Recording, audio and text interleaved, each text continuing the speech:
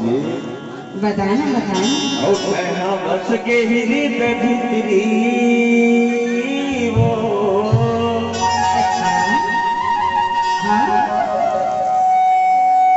अरे तो जा माया के मोहनी रारे रानी अवतार रे हम जादू कैसे लखे।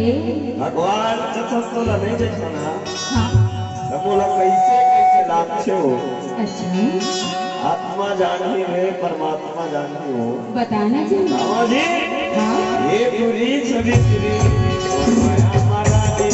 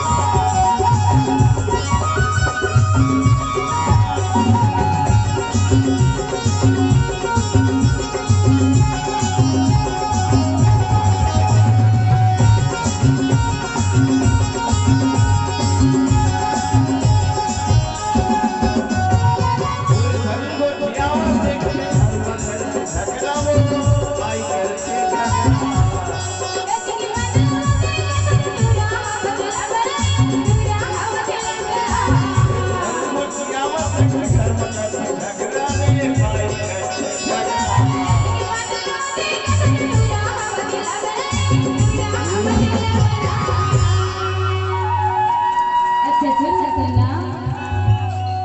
अरे मोर माई ले डरा था कथन तो मोर तो माया कावर करे है। माया कावर करे हो दूसरी बात हाँ माया बैरी का हो कैसे। ऐसे माया हो जैसे माया जाने हाँ हाँ बोला देखे भी ना हाँ यावा नहीं पानी वो बतावा ने मैं बताना। तोर माया मा जानी दीवाना हो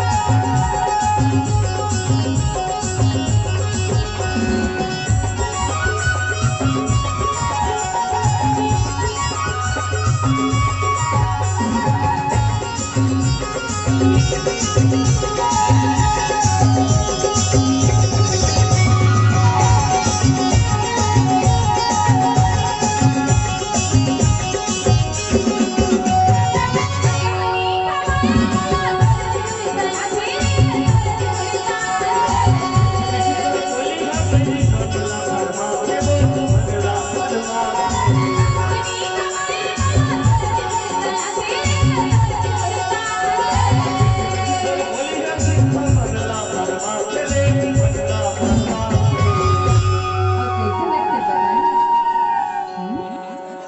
24 घंटा न समरे खो ऐसे लगते हो ऐसा ढंग करे करा जी। करण नहीं जी लगते जी नशा मत कर। तोर माया मारा दीवाना हो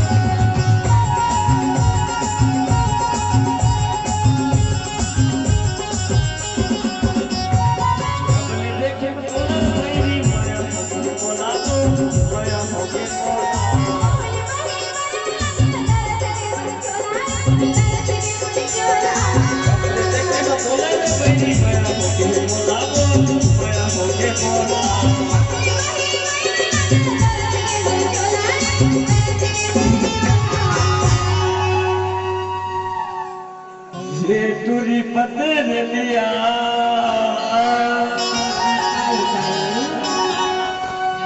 खबर मारे मोला तिरछी ते नजरिया